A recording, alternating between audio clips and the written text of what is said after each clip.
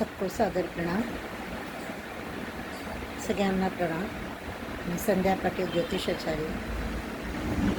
आपणास आज काही उपाय सांगणार आहे. दिवाळीमधला हा पाडवा 3.5 मुहूर्तामधला एक मुहूर्त आहे. या दिवशी गोवर्धनची पूजा केली जाते. माँ दुर्गेचं पूजन केलं जातं, आव्हान केलं जातं. घंटा जर आपण कुठे दान दिली एखाद्या मंदिराला आणि अन्नदान केलं एखाद्या गरजूला, तर त्याने आपलं काय होतं, आपलं जीवन सुखमय होतं. आपली त्वचा कांतिमय सुंदर होते.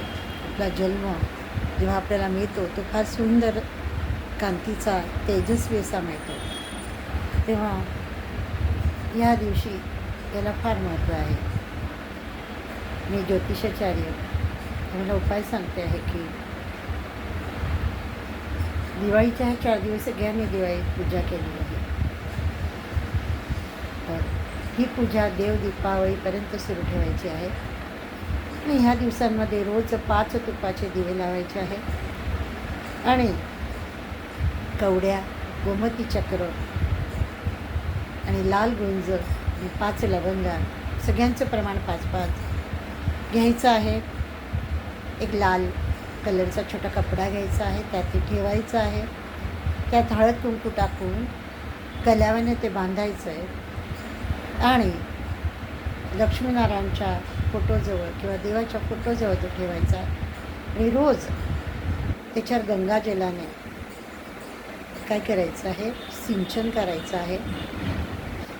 ओम महालक्ष्मी विद्महे विष्णुप्रियाय धीमहि तन्नो लक्ष्मी प्रचोदयात, असं हे तुम्ही बोलायचं आहे. आणि त्याला रोज त्याच्या पोटलीवर 5 माळा गायत्री मंत्र जप करायचा आहे.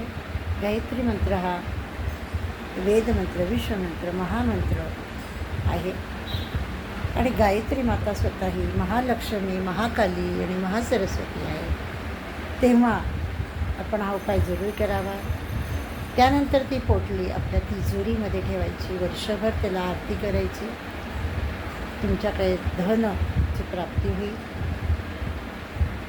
हा यशस्वी प्रयोग आहे. आपण जरूर करावा. धन्यवाद. प्रणाम.